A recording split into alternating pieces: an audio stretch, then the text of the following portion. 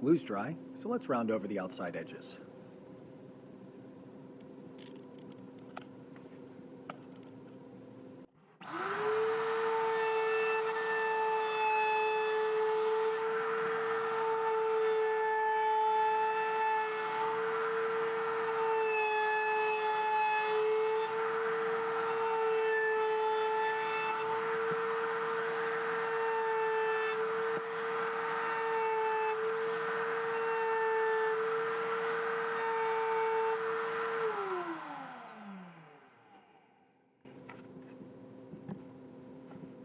While we're at it, let's round off the bottom outside edges also.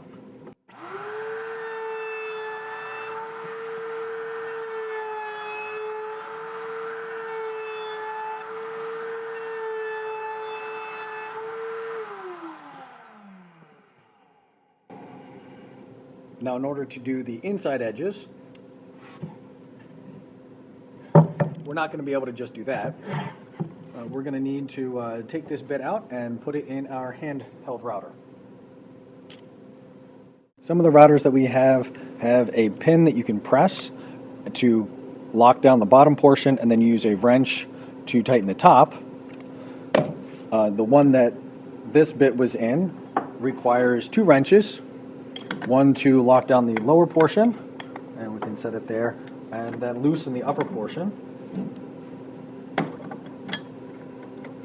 And you loosen it, and then you can spin it with your fingers, and you think it's loose, but the bit's still locked in there. So there's a second hump that you got to get over in order to truly loosen that bit. Now we're done with that, and we can put this in our handheld guy. Press the pin, lock that in there, and we want to make sure that we have a little bit of a gap there. We don't want to bottom this out all the way, because then you don't get as good of a clamp in there. There we go. Put the fence on, or the base, depending on how you're using this. And just like with the router table, we need to look along the bottom edge there and adjust. So this thing has, so this slides on, clamp, and then this is your fine adjustment. And once we get this set, we can do the inside top edge on the serving tray. All right. Again, with the router table, as with the hand router here, we want to make sure that we are pulling the blade in the direction that is the opposite of the spin. So this blade is going to be spinning so that the top portion is going around to the left and the bottom portion is going around to the right. This is going counterclockwise. So if I'm going to go up the right side here, I want to make sure that I'm cutting on this side here and going that way, pulling towards the edge of the table.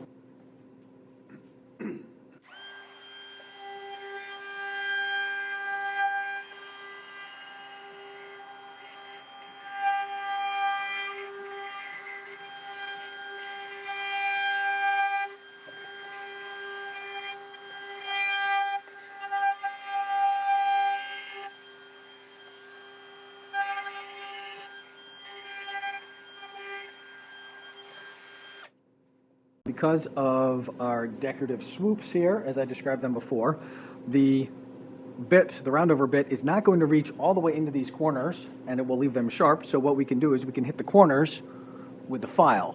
And this being poplar, this file will be good enough. If you've got a harder wood, like walnut or maple or cherry, you're probably going to want to have a full rasp and not just a file.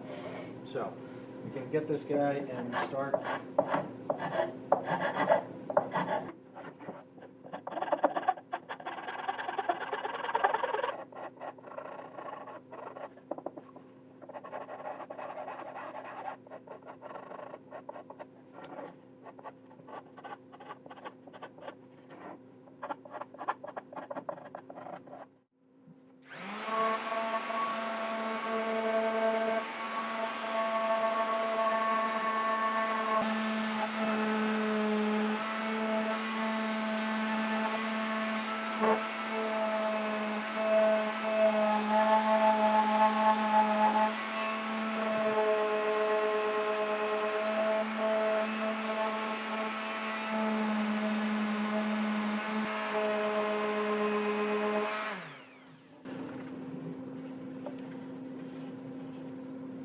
All right, let's polyurethane this puppy.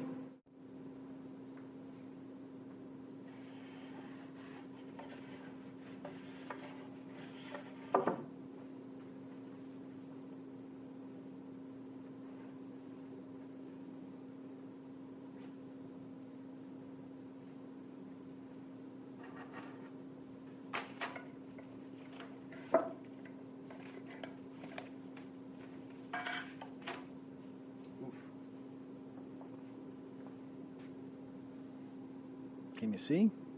This puppy needs to be stirred.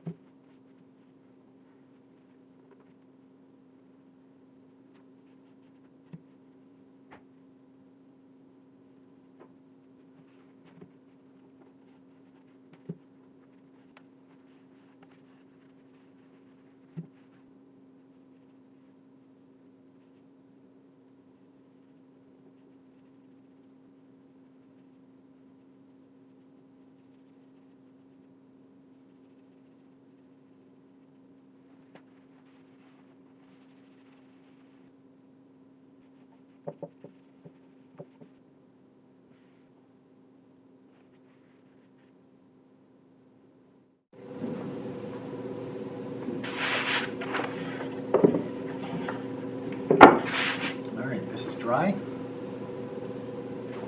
Let's polyurethane it. We're going to use some water-based satin finish.